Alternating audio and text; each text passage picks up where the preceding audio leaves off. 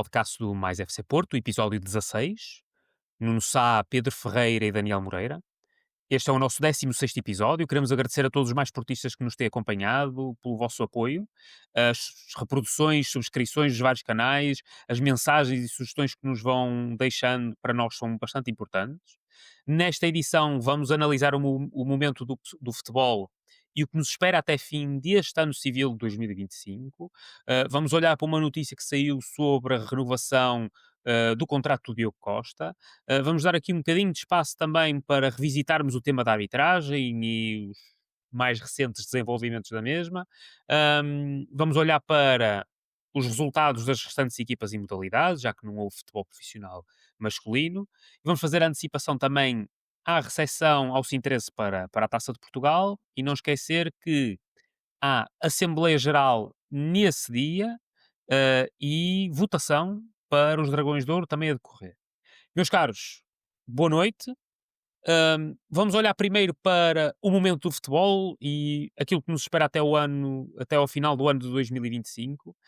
Aqui há alguns números apenas para contextualizar. O Futebol Clube do Porto fez 16 partidas oficiais, 9 fora e 7 em casa, 13 vitórias, 2 empates e apenas uma derrota, 32 golos marcados e 7 sofridos.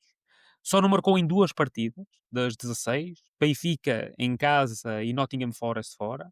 Estamos a falar de 11 jogos para a Liga, 10 vitórias e um empate, 4 na Europa, 2 vitórias, um empate e uma derrota, única da temporada, e uma na Taça de Portugal, uma vitória por 4-0. O Farioli já utilizou 25 jogadores. Nesta lista estamos a incluir o Zé Pedro, que já não está no plantel. E estreou também o Caramou e o Alarcón, com jogadores que eventualmente seriam menos esperar de ter utilização. Passo a bola a vós. Ahm, Como é que vêem o momento da equipa ao final de 16 partidas? Começo por ti, Nuno. E aquilo que veem para o resto do ano civil de 2023.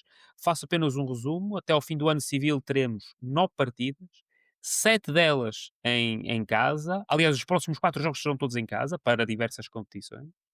E por isso temos aqui uma oportunidade para continuar a somar bons resultados. Nuno, a tua visão, por favor. Olá Daniel, olá Pedro, olá a todos os mais portistas. Eu creio que o balanço é sobejamente positivo. É, Tivemos um início de temporada muito melhor do que aquilo que eu esperava. Estamos agora no final do primeiro terço e eu considero que a equipa está num momento estável, num momento de. Já não está no momento em que se está a encontrar, ou seja, já entrou na velocidade cruzeiro. Tem tido jogos um bocado complicados, fruto também, tu não referiste, mas das 3 lesões que tem, que são 3 lesões relativamente complicadas, de jogadores que muito provavelmente, por exemplo, no caso do Central, vai obrigar a que seja feito um reforço em janeiro. Aliás, o Presidente até já falou nisso, mas eu creio que o Guardiola tem ultrapassado bem as dificuldades, tem conseguido perceber quais são os jogos em que deve arriscar e os jogos que não deve arriscar. Por exemplo, o caso do jogo com o Benfica, não devia arriscar e não arriscou. O resultado acaba por não ser aquele que nós queríamos, não é aquele que os portistas esperavam, mas foi se calhar aquilo que o Porto precisava naquele momento. Ou seja, era melhor um ponto do que perder dois e o Benfica ganhar mais dois. Esse jogo acaba por ser sempre um jogo de duplo resultado, sendo que um concorrente direto acaba por os pontos que perdemos tem que somar aos pontos que ele ganha, o nosso concorrente direto ganha. Mas acima de tudo, eu acho que é pegar naquilo que tu disseste. Faltam-nos 9 jogos, sendo que 7 são em casa. E isso vai fazer muita diferença, porque se nós nos recordarmos, nos últimos anos tem sido em dezembro que nós temos tido as nossas piores prestações. Ou melhor, quando a equipa começa a cair, é quando começa a vir o frio. Acaba por certeza ser uma coincidência, mas nos últimos anos tem sido isso. Chega ali a dezembro, janeiro e as coisas caem um bocado e tremem. E os objetivos reviram. Já aconteceu isso, eu lembro no tempo do Sérgio Conceição, no segundo ano, em que íamos super bem lançados e depois a coisa começou a cair. Aconteceu o ano passado também. Não é a única razão, obviamente, mas o fator tempo acaba por ser muito importante nesta fase. E quando eu digo tempo, não é meteorologia. O caso disse isso, mas estava a brincar. tem a ver com, eu não sei se é a concentração dos jogadores, se é o cansaço dos jogadores, se o que é, porque esta primeira fase da época é sempre muito dura, com muitos jogos europeus, ainda agora tem mais jogos do que tinha antigamente, jogos de campeonatos, jogos de seleções, e acabam por os jogadores também desligar um bocadinho e às vezes até parece que facilitam, mas acaba por ser sempre um pouco cansado. O que eu prevejo até ao final do ano é, muito honestamente, eu prevejo mesmo o Porto a ganhar todos os jogos. E, eh, e acho que isso vai ser o mais importante, porque se nós conseguimos ganhar todos os jogos, ou quase todos os jogos, eu aqui, pronto, posso pôr alguns pontos de interrogação em alguns jogos da Liga Europa, em que possa haver ali um descanso de um ou outro jogador fundamental.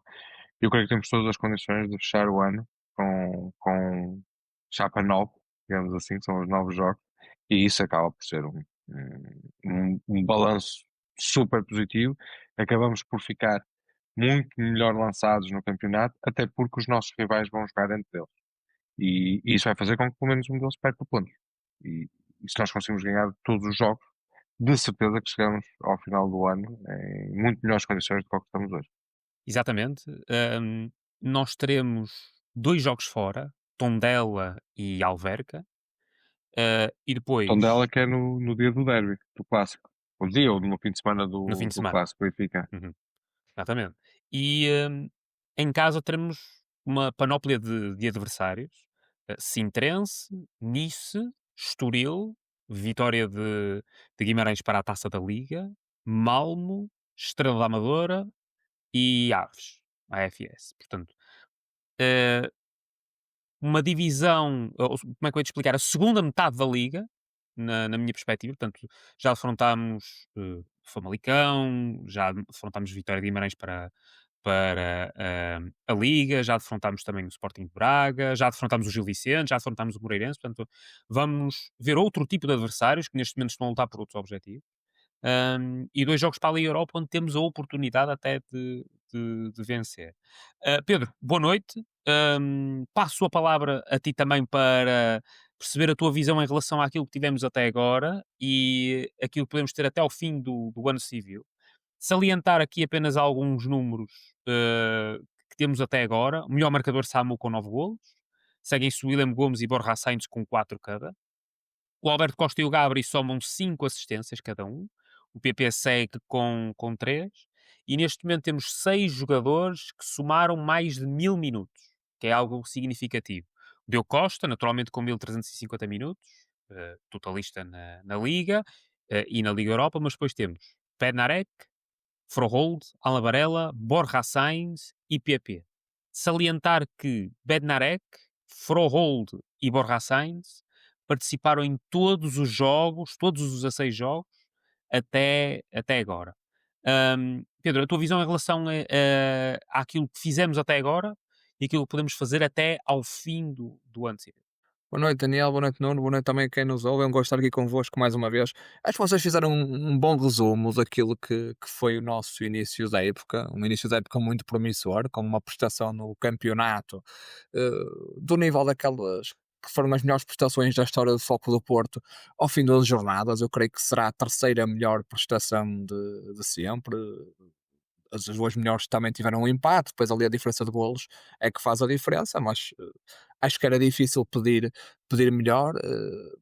Podíamos ter ganho o clássico contra o Benfica, bastava ter sido assinalada aquela grande penalidade e a mesma ter sido concretizada. Infelizmente isso não aconteceu, não conseguimos fazer o pleno de vitórias no campeonato, mas acho que é um registro muito positivo ao fim de 11 jogos.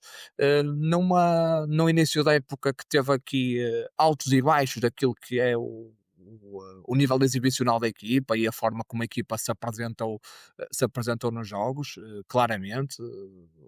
O início da época é muito marcado por um Porto dominador, por um Porto a conseguir resultados robustos, a ganhar os jogos com relativa facilidade. Ali, mais ou menos a meio deste percurso, as dificuldades começaram-se a adensar, por fruto de vários fatores, desde logo os problemas físicos que fomos tendo, os adversários também de maior qualidade que fomos apanhando, também os adversários perceberam como é que o Farioli estava a montar a equipa e também se adaptaram a isso. Acho que é perfeitamente normal, acho que isso acontece a qualquer equipa no mundo. Os adversários estudam, percebem como é que a equipa joga e as dificuldades aumentam. Acho que temos conseguido encontrar soluções para contrariar isso e mesmo quando não é possível ter esse nível de exibicional tão alto, temos conseguido encontrar soluções para ganhar os jogos, umas vezes mais bonito, outras vezes menos bonito, mas a verdade é que chegamos a esta fase na liderança isolada do campeonato, tranquilos, a jogar bem, com a equipa praticamente recuperada do ponto de vista físico. Temos só a questão do Neuan Pérez, que tem aqui uma lesão que será, pronto, limitativa até o final da época, não voltará a jogar. O Luke de Jong está aí já a fazer, tem integrado condicionado, há de voltar entretanto. O Borja e o Benarek parece que têm problemas menores. Temos a equipa praticamente toda a 100% para encarar estes novos jogos até ao final do ano, e eu acho que estes novos jogos podem ser muito importantes naquilo que será o desfecho da época do Foco do Porto, sinceramente, porque acho que sinceramente temos aqui uma oportunidade muito boa de chegarmos até ao final de dezembro e portanto concluirmos aqui praticamente a primeira volta do campeonato e fruto daquilo que é também o calendário e o facto desse derby de Lisboa acontecer, em caso de nós cumprirmos com o nosso trabalho, com a nossa obrigação de ganhar os nossos jogos, podemos chegar ao final da primeira volta com uma vantagem, diria, confortável. Obviamente que não é definidora, nem vamos ganhar nada no final de dezembro, mas vamos, obviamente, abrir aqui uma vantagem que com certeza fará a moça nos nossos adversários, vai criar pressão nos mesmos e nós sabemos que neste tipo de competições de regularidade, quem é que vai à frente elimina duas vezes e quem vai em primeiro normalmente acaba por ganhar e é importante conseguirmos calar esse fosso na classificação e considero que temos todas as possibilidades de o fazer. Relativamente à Liga Europa, estamos numa posição que nos permite encarar com otimismo os 4 jogos que faltam. Temos 7 pontos, tivemos ali 2 jogos no Nottingham e no Trek menos conseguidos. Acho que no Trek podíamos ter vencido, sinceramente. Foi pena não termos levado os 3 pontos nesse jogo, mas não, nada está perdido. Dos 4 jogos, 3 são em casa, contra adversários que estão na classificação com sérios problemas, 2 deles com 0 pontos, um deles com 1 ponto. Vamos jogar fora o Vitória Pilsen, que está a fazer uma boa prestação, é uma equipa interessante da República Checa, luta normalmente com o título ali contra o Slavia de Praga, mas acho que é uma equipa ao alcance do Foco do Porto, e acho que o Porto tem condições para ir a Pilsen discutir o resultado e vencer o jogo. Acho que também estes 2 jogos até ao final do ano poderão ser definidores. Em caso de 2 vitórias, estaremos certamente de volta aos 8 primeiros. Acho que podemos encarar com maior tranquilidade os 2 jogos que faltam e temos todas as condições para passar nos 8 primeiros, que é também algo fundamental naquilo que é depois o planeamento do resto da época, principalmente aquele final de mês de janeiro e início do mês de fevereiro, porque convinha mesmo não ter mais 2 jogos, a necessidade de fazer mais 2 jogos nessa altura da época, porque como o Nuno disse bem, vem o frio, vai ser novamente uma época, um momento de muitos jogos, de muita competição, e acho que nós estarmos dispensados desses dois embates para nos apurarmos para os oitavos de final seria uma grande ajuda. Nas competições internas, nas taças domésticas, acho que temos que cumprir com a nossa obrigação, desde já no sábado, com o Sintrense em casa, um jogo de vitória obrigatória, nem tem qualquer tipo de questão, temos de ganhar. Acho que nem nos passa outra coisa pela cabeça. E contra o Vitória para a taça da Liga, acho que também temos que carimbar o passaporte para a Final Four e depois chegar à Final Four e contra os nossos 3 rivais, digamos assim, Benfica, Sporting e Braga. Confesso que nem sei com quem é que estamos a emparelhar, com quem é que jogamos. Confesso que nem sei bem com quem é que vamos jogar na minha final, mas independentemente disso, estaremos lá para lutar e para tentar trazer a taça para a nossa casa e para o nosso museu. Resumindo, concluindo, um início da época muito positivo, muito bom e com perspectivas positivas e com grande foco neste ciclo de 9 jogos até o final do ano, vão ser importantes e era muito, muito bom concluirmos esta ronda de jogos com 9 vitórias. O, ahm, o adversário do jogo entre Futebol Clube do Porto e Vitória de Guimarães será o Sporting. E será o primeiro jogo no dia 6 de janeiro, creio eu. Ok, Portanto, logo no muito início bem. de janeiro. Eu penso que aqui o mais importante será se vamos conseguir ter este tal empurrão, este tal embalo até ao fim do ano civil para conseguirmos um início de 2026 com alguma vantagem, algum folgo e alguma gestão da equipa. Acho que também será interessante, particularmente por causa dos jogos em casa, perceber até que ponto é que o Farioli terá decisões de gestão, quer na Liga Europa, quer na Taça da Liga. Frente ao Floricense verificamos que ele apenas trocou 2 ou 3 jogadores. E, portanto, a Taça de Portugal pode ser vista de facto como uma prioridade. Mas veremos nas recepções ao Nice, ao Vitória de Guimarães e ao Malmo se Farioli fará também algumas escolhas ou se tentará apostar num 11 mais forte. Eu sinceramente, ó Daniel, Força, acho que a força, questão Pedro. do Suluricense, se me permites, acho que no meu ponto de vista, acho que não deve ser encarada Claro. como uma questão da competição e da taça em si. Acho que não se deve tirar essa leitura que o Farioli estará a dar mais prioridade à Taça de Portugal em detrimento da Liga Europa. Acho que foi mais uma questão de momento do jogo no calendário. O jogo aconteceu depois da paragem internacional, a mesma coisa vai acontecer agora com o Sintrense. Veremos o que é que o Farioli vai fazer neste jogo no sábado no Dragão, mas parece-me que o Farioli tomou essa decisão de colocar praticamente a equipa titular, tendo em conta aquilo que foi a realidade competitiva. Mais metade do 11 que jogou no jogo do Suluricense não tinha estado nas seleções, estava há mais de 2 semanas sem competir e parece-me que houve uma tentativa do Farioli nesse fim de semana, não só nesse jogo Suluricense, como também no jogo da equipa B, de dar minutos a todo o plantel. Não, na minha leitura, não me parece que tenha sido uma questão de dar primazia à competição, porque obviamente o jogo do Floriciense, com todo o respeito que o Floriciense nos merece, acho que foi o jogo mais acessível da época. O jogo do Sintrense, se não vai ser o mais acessível, vai ser o segundo mais acessível. Estamos a falar de equipas do Campeonato de Portugal, do quarto escalão. Portanto, acho que qualquer equipa profissional do Futebol Clube do Porto tem a obrigação de entrar em campo contra estas equipas e ganhar. Acho que não é por aí. Acho que foi uma questão de do calendário e daquilo que era o momento físico da equipa e do ritmo que se calhar alguns jogadores precisavam, fruto dessa paragem competitiva de mais de 2 semanas.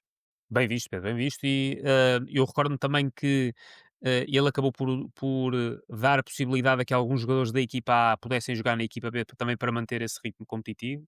Veremos até que ponto é que pode haver esta escolha também. O português joga no domingo, em casa, portanto, pode haver também esta opção.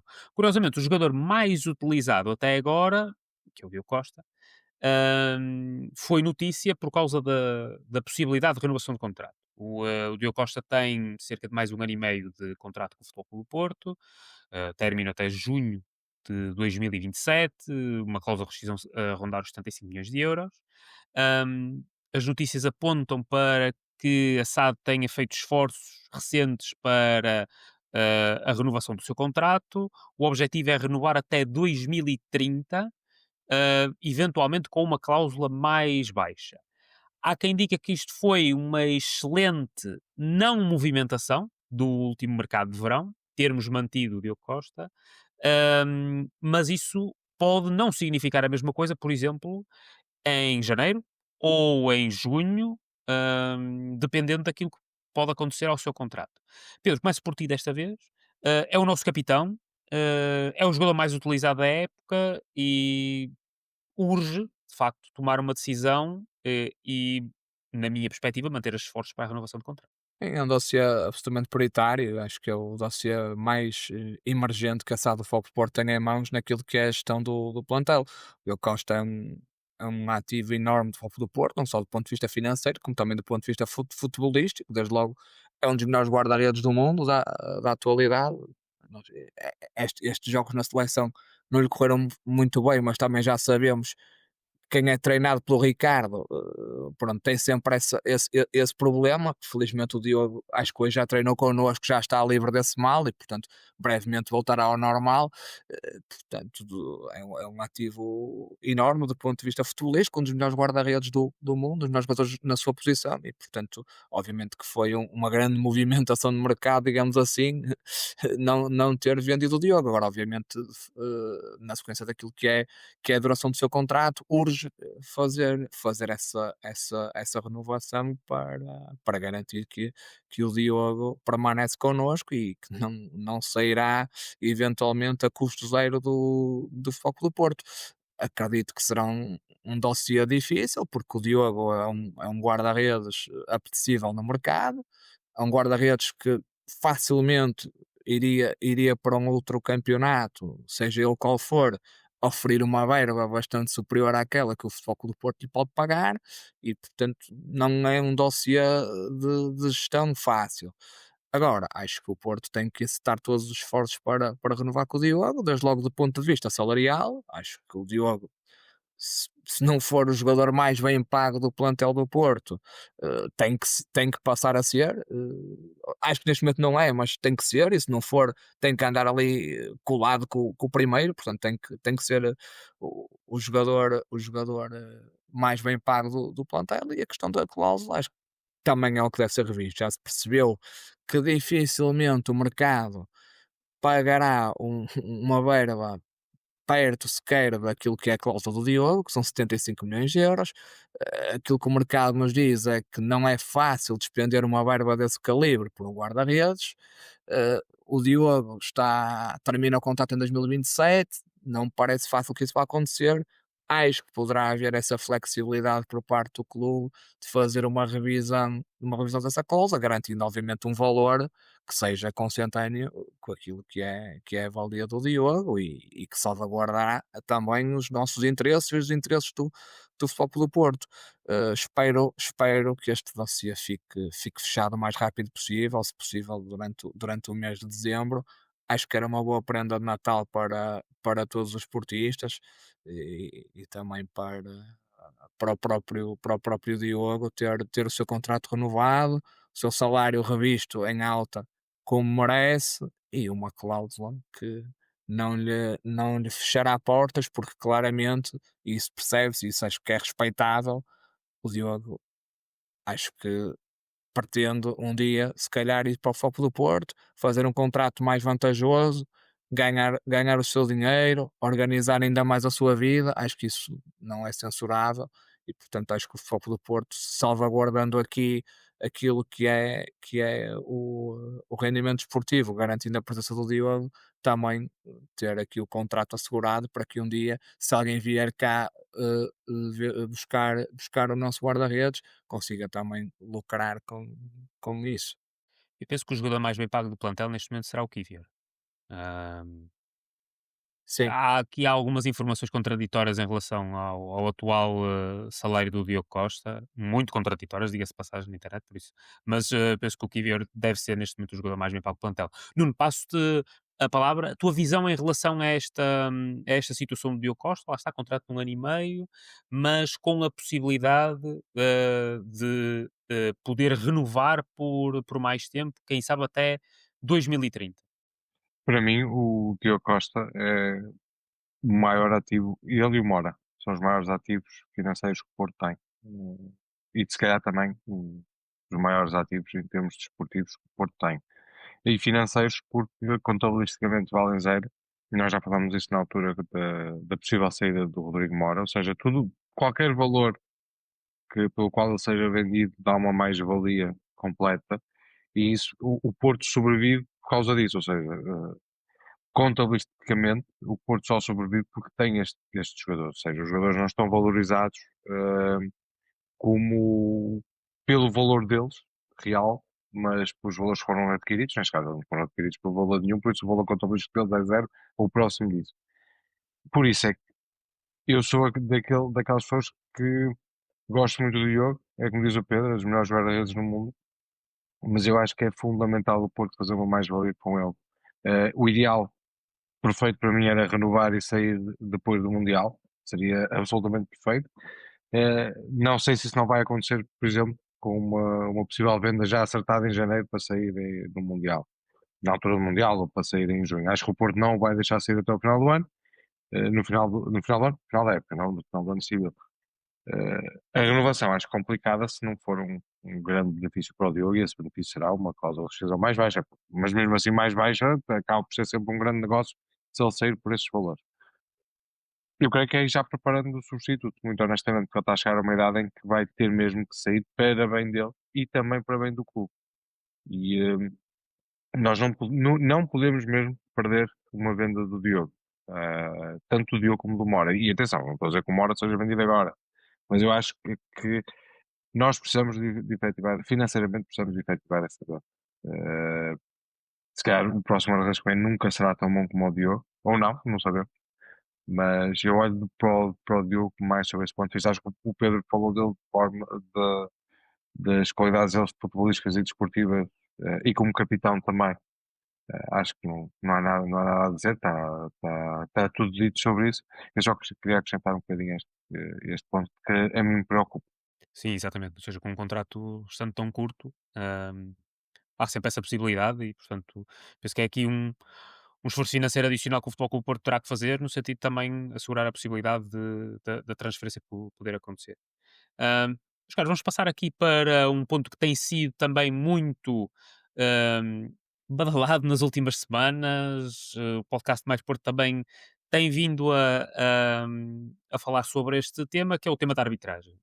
Um ponto positivo em relação à semana que passou é que não tivemos jogos do futebol masculino a nível de clubes e, portanto, não houve polémicas em relação a nenhum erro de arbitragem que possa ter acontecido. Portanto, esta semana, os árbitros, pelo menos no futebol masculino, não fizeram erros, pelo menos em clubes. Em seleções, se calhar, eventualmente pode ter acontecido alguma coisa, mas não estou tão informado.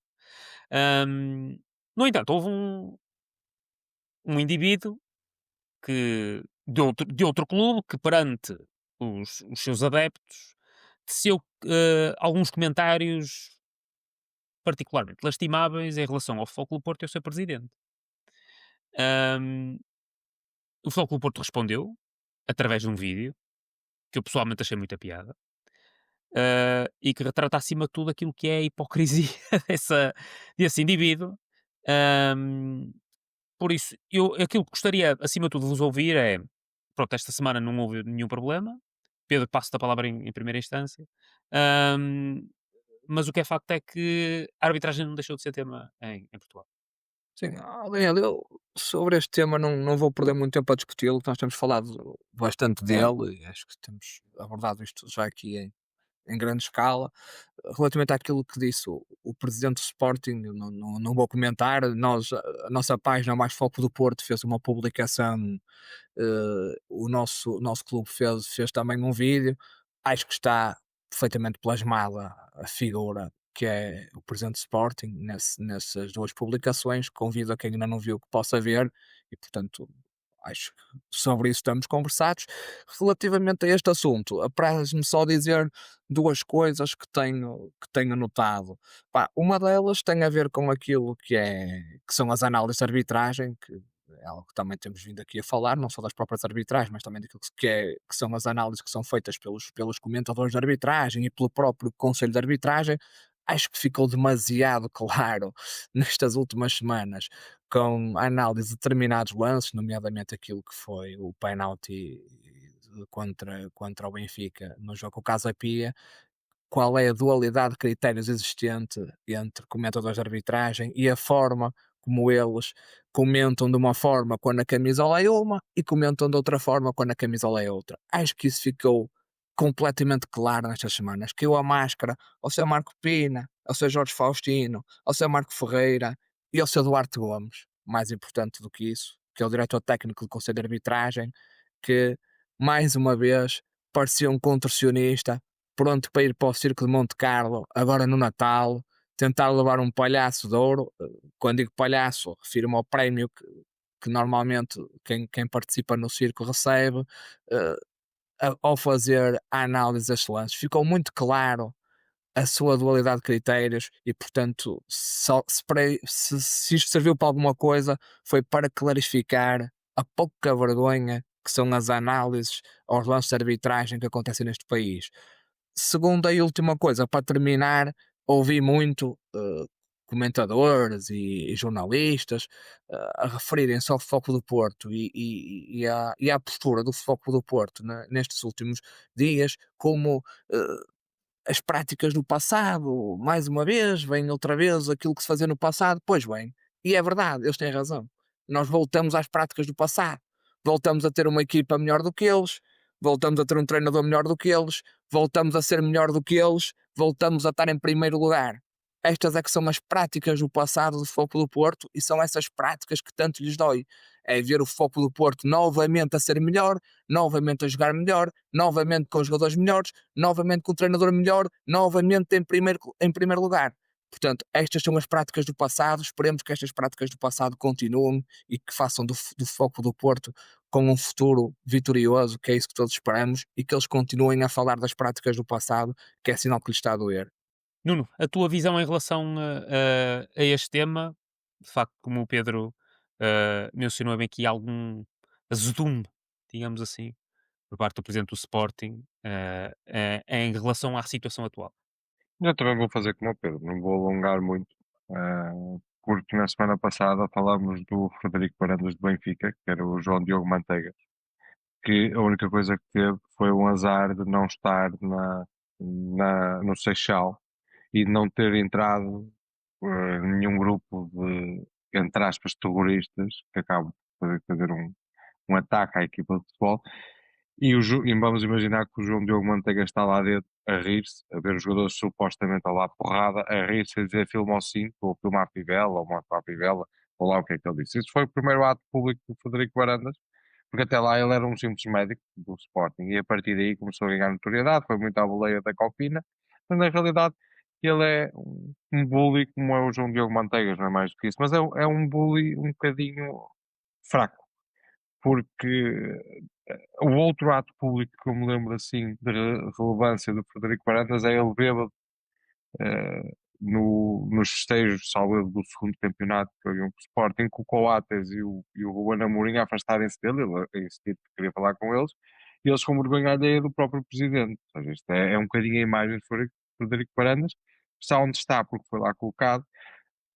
Eu recordo-me de um e-mail dos e-mails do Benfica que o Luís Filipe Vieira dizia que estavam a trabalhar para unir o Sporting, pronto, e apareceu logo a seguir apareceu o Frederico Varandas, por altura o Luís Filipe Vieira não estava bem com o Bruno Carvalho, ou o Benfica não estava bem com o Bruno Carvalho, e logo a seguir apareceu o Frederico Varandas e dão-se bem, atiram os comunicados uns aos outros, mas sempre que há qualquer evento eles estão sempre os dois. E é como disse o Pedro, é isso que lhes dá na alma, é isso, eles falam muito nas práticas do passado, as práticas do passado é quando o Porto está na frente e acima de tudo quando o Porto está unido, que é o que acontece agora. E depois também vamos falar da Assembleia Geral, mas o Porto neste momento está como não estava já há alguns anos, que é unido, e muito porquê? Muito por causa destas pessoas que se atiram contra o Porto, que tentam fomentar a discórdia contra o Porto, não é dentro do Porto, é contra o Porto, e isso só faz com que o Porto se una. Era um clube que se calhar que há 6 meses não era assim, mas que neste momento é fruto dos resultados, fruto da boa gestão e fruto essencialmente de nos atacarem, porque quanto mais nos atacam, mais nós nos fechamos. E para concluir, o Frederico Varandas, assim, a melhor coisa que lhe aconteceu foi ser presidente do Sporting e porque senão a clínica dele, a Concorpos, acho que é assim que se chama, não tinha tantas pessoas a trabalhar nos dois lugares. É público, é factual, isso aconteceu. Estamos a falar de alguém que tem pessoas, ou supostamente tem pessoas a movimentar-se entre o clube e a clínica dele, ou seja, para ele é, é uma win-win situation. E a única coisa, agora, desportivamente falando, a única coisa que ele acertou foi contratar o Ruben Amorim e através dessa contratação ainda hoje consegue ter os resultados que tem à custa disso. Quando esse momento, ou essa decisão que ele teve, fizeram como se diz o fade out em termos de influência, ele vai acabar por desaparecer novamente, porque ele esteve quase a ser corrido no Sporting, acertou no Ruben Amorim, não vai ter influência durante muito mais tempo, porque ele já cá não está.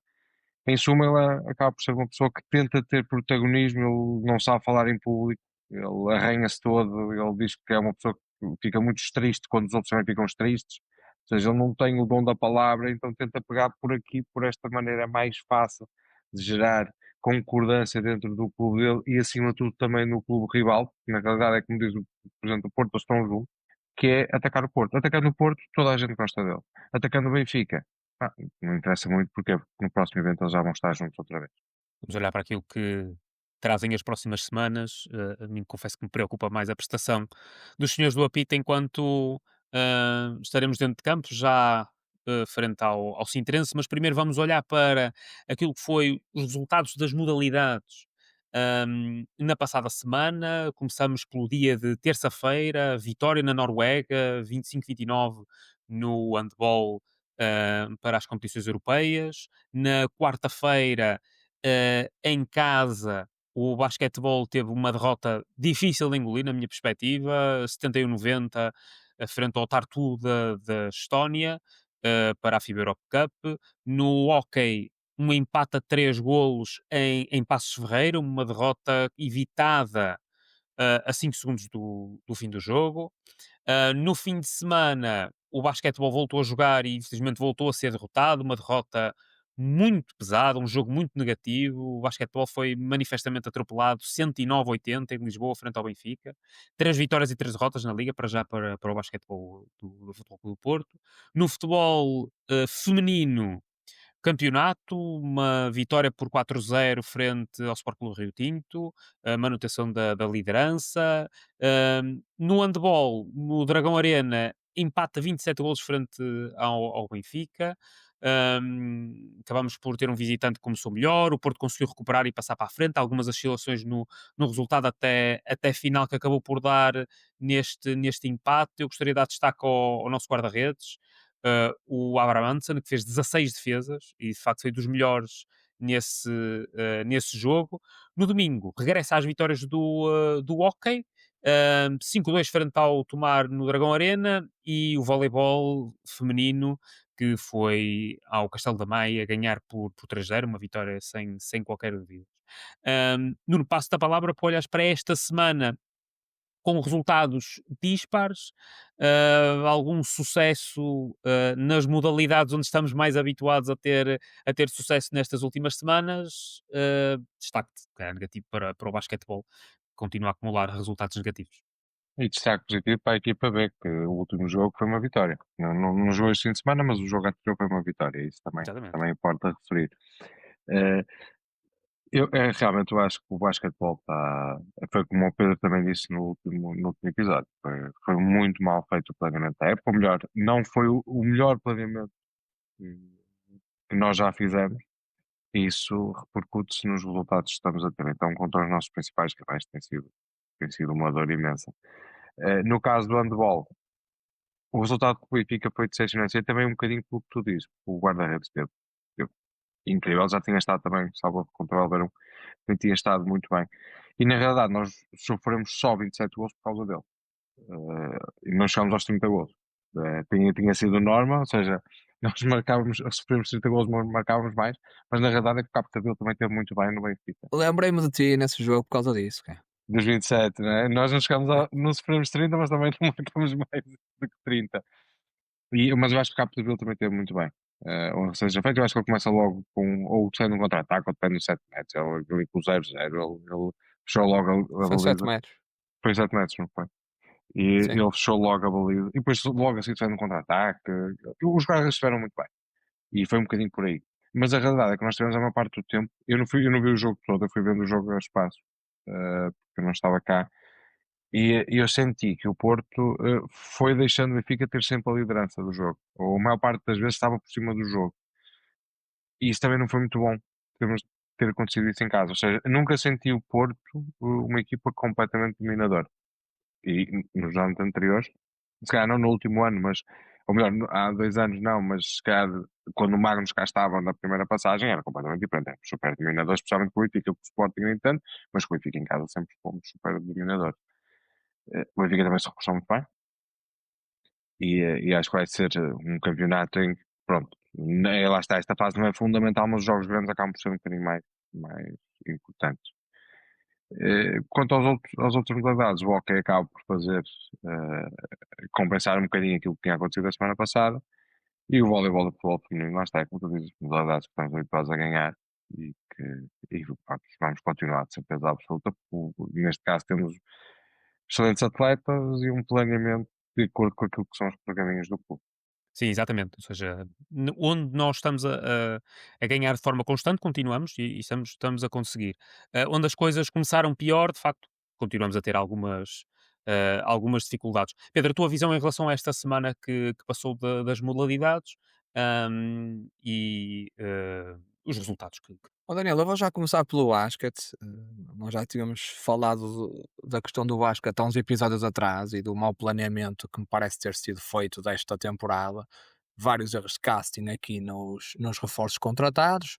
Na altura falamos, eu próprio disse que acho que esta equipa tinha que ser revista, tinha que haver aqui uma alteração dos estrangeiros. Essa alteração eh, aconteceu em parte, o Filipovic saiu, aparentemente nós contratamos um jogador à experiência, não fez um único jogo no campeonato, jogou ali uns minutos nos jogos da FIBA Europe Cup, mas já foi embora, não percebo o que é que esse rapaz veio para cá fazer, sinceramente, não sei qual é que foi o objetivo, se foi passar férias, se foi fazer aqui um período curto de Erasmus, não sei, não faço ideia, mas foi embora. Aparentemente vamos contratar aqui um novo jogador que já jogou em Portugal, o Cornelius Hudson. Não sei se é verdade ou não, isso foi falado na comunicação social nos últimos dias. Um jogador que na sua passagem pelo Vitória mostrou bons números, mas mostrou ser um jogador também extremamente individualista. Era um jogador que marcava muitos pontos, de facto, mas era um jogador que tinha jogos a lançar 20 e tal vezes ao sexto.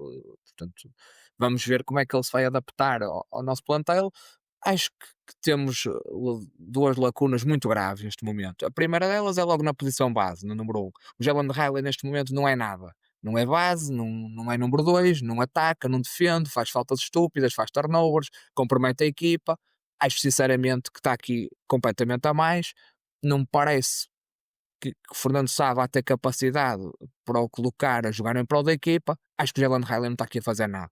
Sinceramente, acho que tem que ir embora, tem que se encontrar uma solução e acho que tem que dar lugar e acho que o Porto tem que contratar um jogador número um que seja o cérebro da equipa e que consiga organizar o jogo da equipa. E depois há uma paixa gravíssima na posição número 4 com a lesão do Miguel Queiroz, nós ficamos sem um jogador para ocupar essa posição, um jogador que poderia ter mais características para jogar ali é o João Guerreiro. Aparentemente o Fernando Sá não conta muito com o Guerreiro, mais nenhum jogador consegue jogar ali. O Delgado é mais um 5, o Davies é um 5, o Vlad não tem peso para jogar a 4, o Topen também, pronto, é um jogador com grande currículo, NBA, campeão da NBA, internacional francês, mas acho que também está aqui, se calhar, numa pré-reforma. Pronto, e nós, os resultados são o que está à vista, uma derrota vergonhosa quanto à equipa da Estónia em casa, vamos à Luz levar a vada que levamos. Acho que tem que ser tomadas decisões por parte da direção de modalidades do Futebol Clube do Porto sobre esta secção, esta época, sob pena de nós sermos um bombo da festa no basquetebol esta época. Infelizmente é com muita pena que digo isto, mas acho que é para isso que caminhamos se nada for feito. Claramente é preciso tomar medidas drásticas, porque senão isto vai ser uma época completamente para esquecer.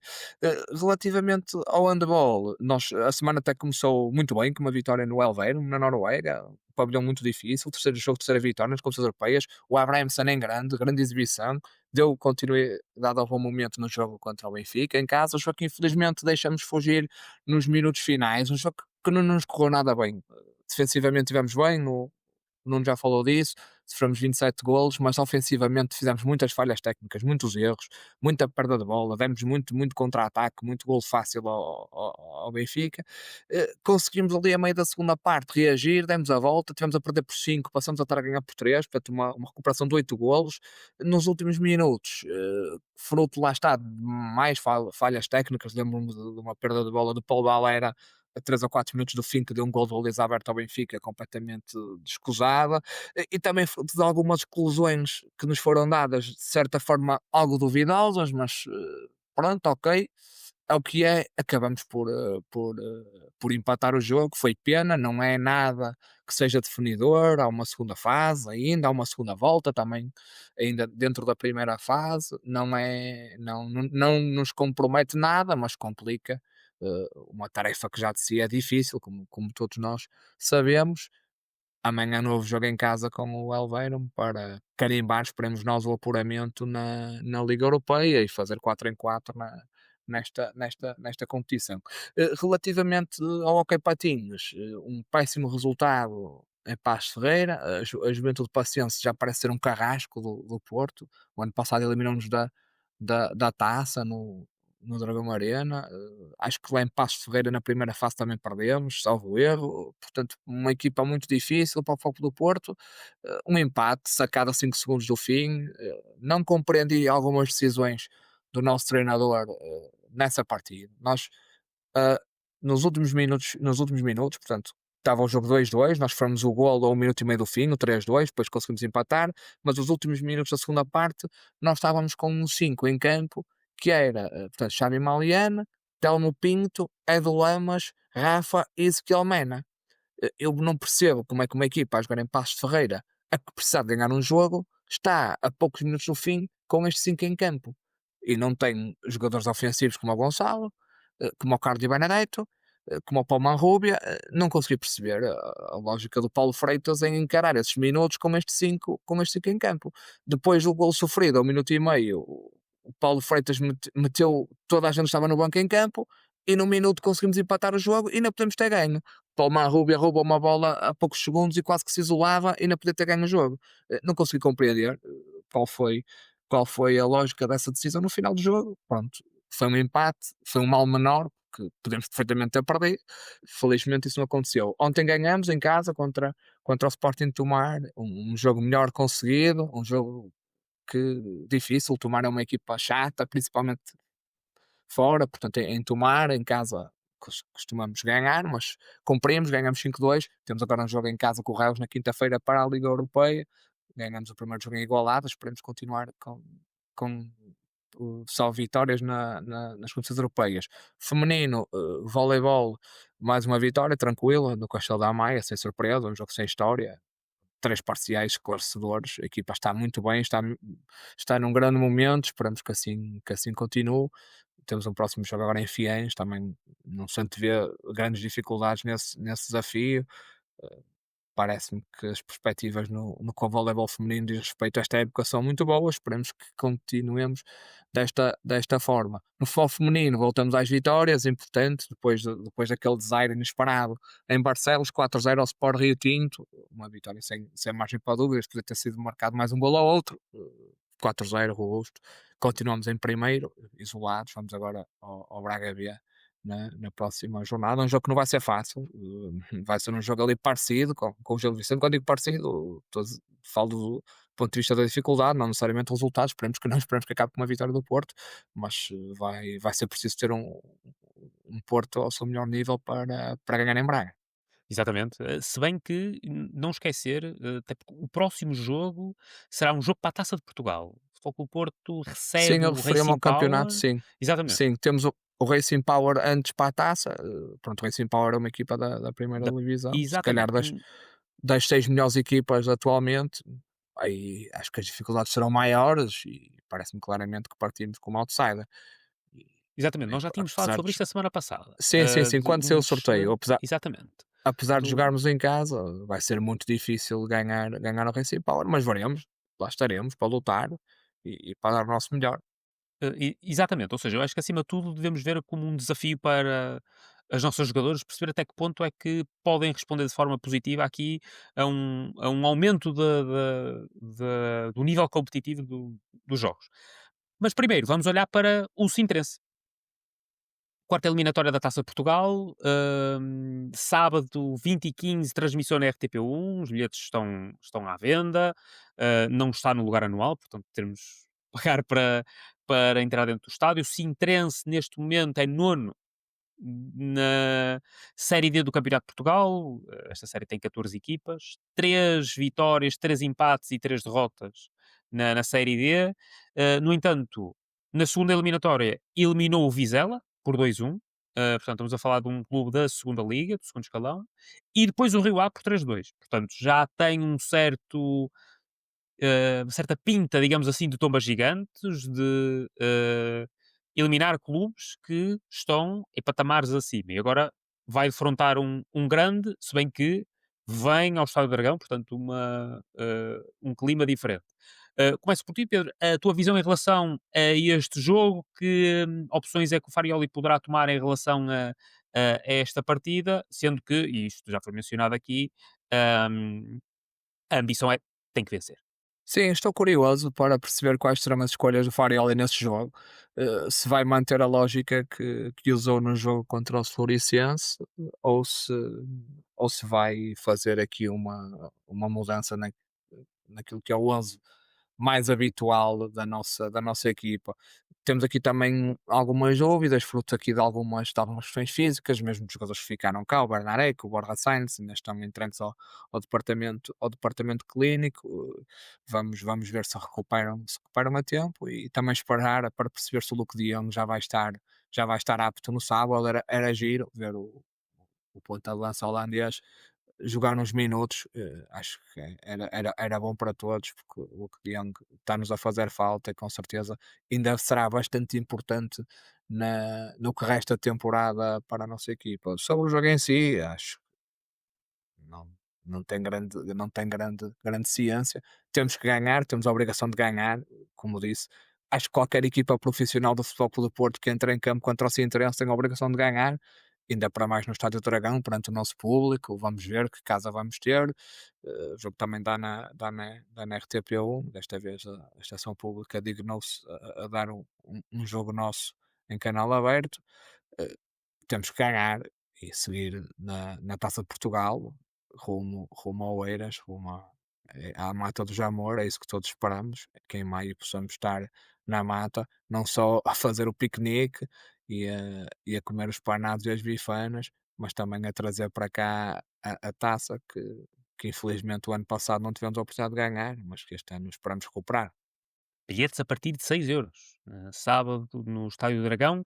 Nuno, a tua visão em relação a esta partida? Prontos, neste momento, Bednarek faz tratamento e ginásio. Pronto, no ano Pérez continua a fazer tratamento. Já o Borja Sainz e o Luke de Jong evoluíram para treino integrado condicionado. Portanto, existe a possibilidade, pelo menos, estes dois jogadores eventualmente poderem estar disponíveis para fazer alguns minutos.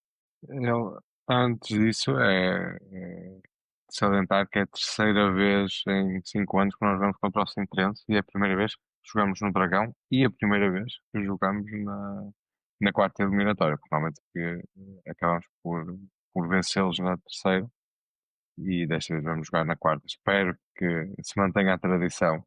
Eu não, acho que não há outro remédio, não há outra coisa que possa acontecer. Mas eu sou aquela pessoa que esteve no estádio do Dragão no jogo do Porto contra o Atlético de Portugal. Eu estive lá e lembro perfeitamente daquele penalti falhado do Quaresma, que foi ao poste, e nunca me vou esquecer desse jogo, porque para além disso que cometi o erro de deixar o carro no Dolce Vita, a Correia Alameda, e fiquei 1 hora e meia lá dentro do parque, depois de ter perdido com o Atlético. Ou seja, é um dia que quase que para esquecer o estádio estava cheio. Eu ainda estive Eu não nas sei, Antas contra a Torriense. Tá. eu aí não estive, eu aí não estive. Mãe. Mas lembro-me lembro-me de me virem dizer Mas o prefiro me lembrar de resultado. outras coisas. Eu lembro-me de virem dizer o resultado e dizer, não, alguém se enganou, não pode ser. Nem sequer estava a ouvir o jogo. Não, na altura. Eh, eu creio que lá está, é o que o Pedro estava a dizer, Daniel.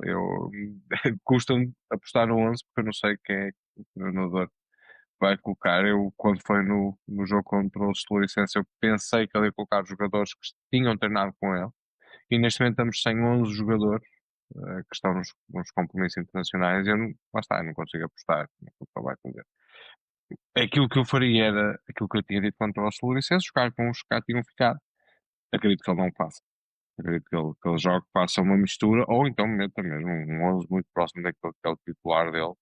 Possivelmente ele entende, ou eu prevejo que ele entenda que os jogadores devem voltar a integrar-se, e este jogo acaba por ser um jogo em que permite isso.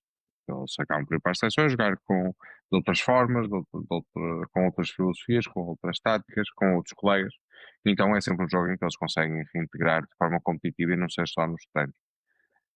E também, como dizia o Pedro, qualquer equipa profissional do Porto tem a obrigação de ganhar ao Sintrense, ainda para mais no Dragão, ainda para mais num sábado.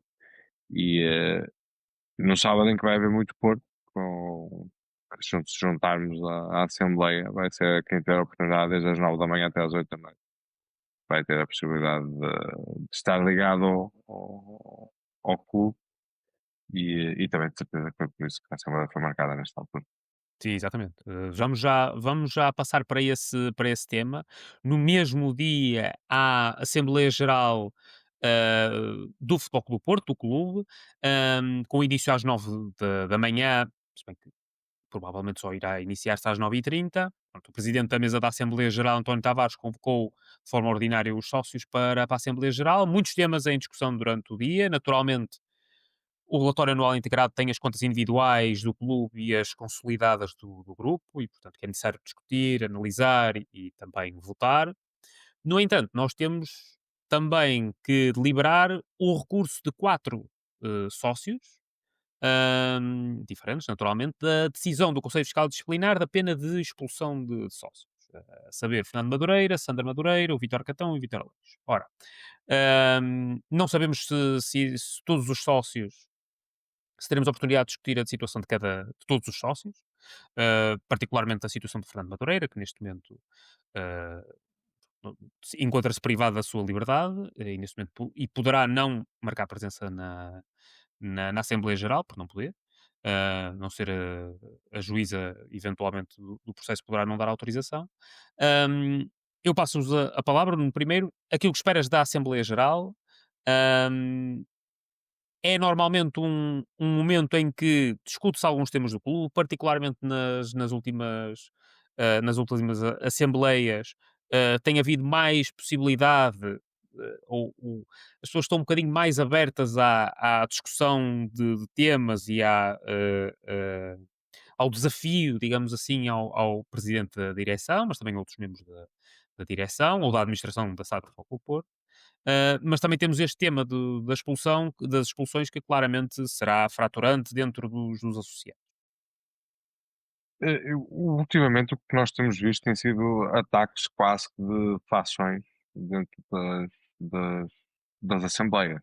Ou seja, nós temos pessoas que quase que atacam a atual direção e os atuais membros da direção, porque sim, da mesma forma que também tem outras pessoas que atacam os membros e a anterior direção também porque sim.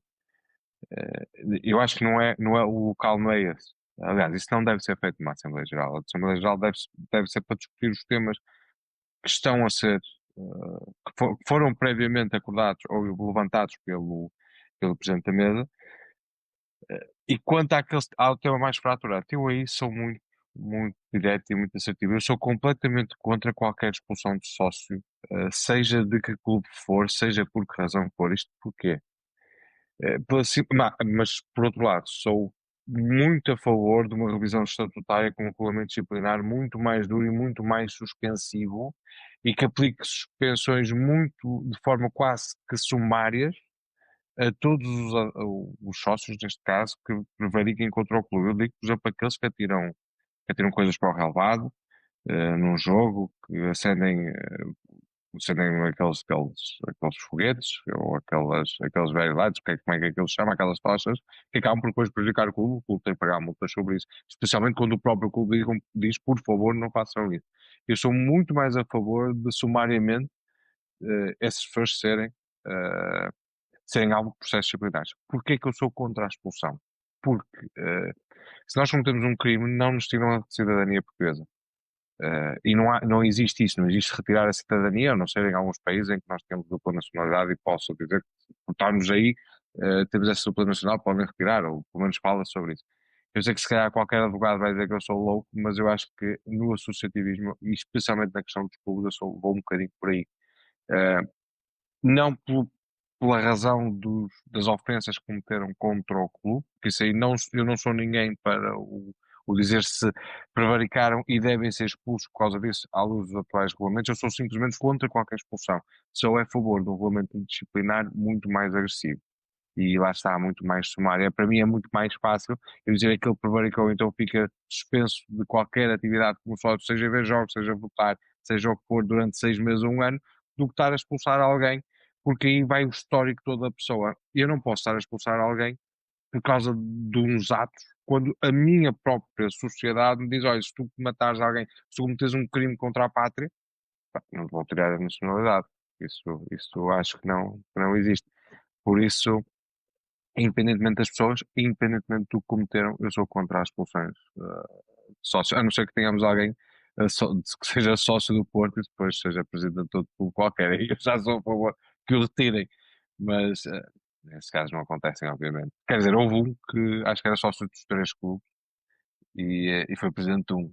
Ou pelo menos falou-se que isso aconteceu. Ou melhor, eu acho que ele era sócio de 2 clubes. O clube para o qual foi presidente nem sequer era sócio, depois ficou sócio assim de um momento para o outro, não era presidente, era diretor desportivo. E passou a sócio aí, ficou logo com o número baixo, foi substituído. Mas acho que esse é o único caso. E aí sim sou a favor de expulsá-lo de sócio. Por acaso, nós também, nós sócios do Futebol Clube do Porto, já julgamos a suspensão por 6 meses de dois sócios, neste caso o Manuel Barros e o Fernando Saúl. Eu penso que eles já cumpriram esta pena de seis Mas, meses. mas atenção, Eh, Daniel, eu sou a favor do próprio regulamento disciplinar, ou a própria direção, ou o conselho disciplinar, tem a liberdade, sem ir à Assembleia, em caso de comprovada a prevaricação da parte dos sócios, suspender logo. Assim, tal, de momento para o outro, de forma sumária. Eu acho que nem precisava de ir à Assembleia, é logo direto. Mas lá está, isto é uma revisão estatutária que tem que ser feita e nem sei até que ponto é que é legal. eu diria que não, tendo em conta a possibilidade sempre que existe recurso, e neste De caso aquilo recu- que vamos julgar é Não, isso exatamente o um recurso, recurso. não, isso o recurso, tudo bem, obviamente. Qualquer efeito suspensivo tem direito de recurso. Agora, a própria expulsão em si é que acho que acho que não se enquadra naquilo que são, pelo menos a minha visão como sócio do clube. Muito bem. Pedro, passo também a palavra para ti, perceber expectativa para esta Assembleia Geral, para o tom, digamos assim, de algumas questões que possam ser colocadas à direção do Futebol Clube do Porto e, naturalmente, estes recursos que os sócios do Futebol Clube do Porto irão julgar, ah, decorrentes de decisões do Conselho Fiscal e Disciplinar para 4 sócios. Sim. Acho que é um dia importante para o Foco do Porto, começando todos os dias em que há Assembleia Geral. Espero que seja uma Assembleia Geral participada, que os sócios participem, que estejam na Assembleia, que deem a sua opinião, quem quiser intervir, poderá fazê-lo, contribuir de forma construtiva para o futuro do clube. Acho que isso é de salutar, demonstra grande vitalidade, o reforço do associativismo e do amor ao clube. Portanto, espero que seja uma Assembleia participada e faço voto a que todos os sócios do Foco do Porto que compareçam no sábado de manhã na Dragão Arena e que possamos lá estar todos juntos, em família, a discutir aquilo que nos une e que nos apaixona, que é o Futebol Clube do Porto. Relativamente à ordem de trabalhos, temos, pronto, como habitual, a votação das contas, portanto, isso já é tradição, todos os anos, nesta altura, as contas são chamadas à votação, e depois temos também a questão da votação dos recursos, portanto, esta votação dos recursos já transita da Assembleia anterior, onde se confirmaram as suspensões do Manuel Barros e do Fernando Saúl, portanto, os 4 sócios que agora veem os seus recursos votados não puderam que isso acontecesse na outra Assembleia, fruto de estarem privados ou seja, estavam com medidas de coação, penso eu, já não sei se serão privativas da liberdade, mas penso que não poderiam estar presentes na Assembleia, e, portanto, estatutariamente, para análise do recurso, eles têm de estar presentes, daí a dúvida, ou quase certeza, de que o recurso do Fernando Madureira terá que ser também novamente adiado, porque ele, em princípio, não poderá estar presente, tendo em conta que está detido, e não será expectável que a juíza permita que ele saia para esta Assembleia, mas veremos. Caso isso não aconteça, o recurso dele terá que ser adiado, e fica para uma nova Assembleia. Do meu ponto de vista, acho que é pena, porque acho que era importante nós encerrarmos este capítulo da Assembleia Geral de 13 de novembro de 2023 o mais rápido possível. Foi algo muito negro na história do Futebol do Porto. Foi um dia muito triste, foi pá, dos dias mais tristes que eu vivi como sócio do Foco do Porto, e acho que era importante nós deixarmos isto o mais rápido possível para trás. Em princípio não vai ser no sábado, derivado a essa situação. Relativamente àquilo que são as medidas impostas, eu não sou jurista, portanto não me vou atravessar em dizer se deve haver expulsões, se não deve haver expulsões. Acho sinceramente que aquilo que se passou naquele dia tinha de alguma forma ter algum tipo de consequência, porque o que se passou foi grave, foi muito grave, e acho que essas consequências tinham que acontecer. Isto não coloca em causa o amor que os sócios em causa têm ao Foco do Porto, o seu portismo. Isso está acima de tudo, isso não se coloca em causa. São portistas como nós, são sócios do Foco do Porto, são pessoas apaixonadas pelo nosso clube, mas o que se passou foi mesmo muito grave, foi mesmo muito triste, e acho que era impossível que isso não tivesse consequências.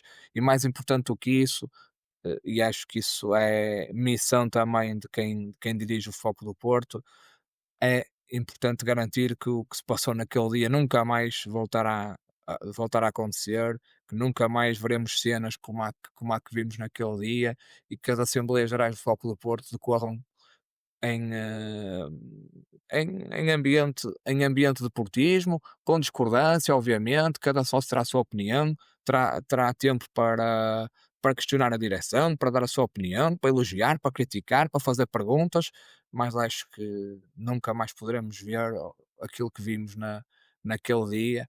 E, portanto, no meu ponto de vista, acho que era importante deixarmos esse dia, encerrarmos esse dia, finalmente, deixar enterrá-lo naquilo que é a nossa história. Em princípio isso não irá acontecer, mas por minha vontade acho que esse dia ficava para trás e nunca mais voltaríamos a esse tema, para bem do clube e para bem daquilo que é a união em torno do Futebol do Porto. Fica a nota, Pedro, e olhando para esta semana até chegarmos a este fim de semana, ah, o Futebol Clube do Porto vai jogar nas suas várias modalidades, vai, em primeira instância, já amanhã, terça-feira, Futebol Clube do Porto, Elverum, no handball, mais um jogo da European League, no Dragão Arena, às 19h45. Depois, quarta-feira, viagem do basquetebol até a Alemanha para encerrar a participação na FIBA Europe Cup. Rostock e o Wolves Futebol Clube do Porto, às 17 horas. Quinta-feira é a vez do hóquei na Liga dos Campeões, uma recepção ao Reus às 20h30, Dragão Arena, Porto Canal também com transmissão. No sábado, para além da Assembleia Geral, teremos o jogo do futebol feminino, da Taça, Futebol Clube Porto Racing Power, no Olival. Daquilo que sei, a hora ainda está por definir. Depois, basquetebol para a Liga, Galitos Futebol Clube do Porto no Barreiro, e às 20h15, o prato forte da jornada, naturalmente, Futebol Clube do Porto Sintrense no Estádio do Dragão, às 20h15, RTP1.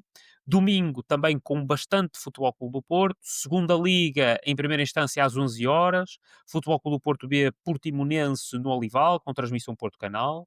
Depois, às 15, recepção no Dragão Arena ao ABC de Braga, em handball. Às 17 horas, deslocação do voleibol feminino a Fiens, para defrontar o clube local, o clube desportivo. E às 19, para finalizar, o hóquei, campeonato, Sporting Futebol Clube do Porto no pavilhão João Rocha, também com transmissão Porto Canal. Além disso, e penso que será o nosso último tema para fechar, também temos uma calendarização dos Dragões de Ouro para o dia 1 de dezembro. Os sócios do Futebol Clube do Porto, em especial, serão chamados para votar nas seguintes categorias: sócio do ano, futebolista do ano e jogador das modalidades de pavilhão do ano. Cada um sócio terá um voto. Para além das eleições, também nesta situação ocorre desta maneira, não é pelo facto de sócios serem mais antigos têm mais votos. Todos valem um voto cada um. Teremos 4 opções para escolher. Eu confesso que já fiz as minhas escolhas. Meus caros, questiono se já ponderaram sobre a vossa escolha. Pedro? Sim, opá, eu queria só dar uma nota sobre esse assunto. Em primeiro lugar, salutar mais uma edição dos Dragões de Ouro. Essa é a festa do Foco do Porto, onde são homenageados e distinguidos quem mais destacou no último ano. Será no dia 1 de dezembro no Dragão Arena. Queria fazer aqui uma menção àquilo que foram as escolhas para sócio do ano. Já o ano passado tinha acontecido uma nomeação de 4 sócios, colocado à votação dos sócios, sem desprimor por nenhum dos outros associados, porque todos eles merecem respeito e cada um deles tem um percurso como associado de grande portismo, desde logo o seu Luís Bacelar, o sócio mais antigo vivo, desde logo um marco extraordinário, o próprio Serramiro, o percurso que tem no desporto adaptado, o Paulo Bizarro na organização do Dia de Clube, também no espólio que tem para o museu, mas eu gostava aqui de apelar, até porque a pessoa em causa é minha amiga, é um grande amigo, o Ricardo Marques, que é um sócio do Futebol Clube do Porto, que acompanha o Foco do Porto para todo o lado, em todas as modalidades, futebol profissional, equipa B, é uma cara conhecida de todos os esportistas que seguem as equipas do Foco do Porto, pelo Porto Canal, a sua dedicação, o seu portismo, é algo que até emociona portanto, e por ser meu amigo e fazendo também desde já a declaração de interesses, gostava muito que o Ricardo ganhasse o sócio do ano. Acho que era inteiramente justo e acho que era, era uma homenagem muito bonita para aquilo que tem sido, ao longo dos anos, o seu percurso como associado e apoiante de todas as equipas do Futebol do Porto, por esses estádios e por esses pavilhões, não só em Portugal como também no estrangeiro. Nuno, a tua visão em relação às escolhas para os Dragões de Ouro, se já fizeste naturalmente o teu voto e a tua escolha. Não, ainda não fiz, mas vou fazer esta semana. Eu gosto muito deste modelo, de sermos nós os sócios a escolher. Não te demores muito que acaba quinta-feira. Eu sei, por isso é que eu estou a dizer que tem que ter esta semana. Eu gosto muito deste modelo, porque permite que seja, para além de serem os sócios a escolher, permite muito mais transparência do que os modelos anteriores que nós tínhamos, em que muitas vezes não conhecemos as pessoas, às vezes até eu colocava um ponto de equação dizendo porquê, porque é que foi esta pessoa escolhida. Mas agora eu percebo, aliás, é como eu disse, os 4 candidatos a sócios do ano, para mim, são. Eu compreendo perfeitamente a justificação do porquê dele lá estar e porquê de ser um ponto de interrogação os 4. Ou seja, é, eu não consigo saber qual é que vai ganhar, mas acho que todos eles merecem um dragão de ouro por aquilo que Claro. fazem, por aquilo que E deram todos ao eles dão clube. coisas diferentes ao clube, em É isso diferentes mesmo, vertentes. Portanto, são 4 sócios exatamente. diferentes. É, Acho que isso é também. exatamente por aí, porque todos eles dão ao clube coisas diferentes Sim. e todos eles dão ao clube coisas que o clube precisa. Ou seja, por isso é que eu digo, havia de haver um dragão de ouro para os 4, e não em votação, mas eu gosto deste modelo. Ainda não decidi, vou decidir, como disse, esta semana. E quando eu decidir, depois eu também vos digo.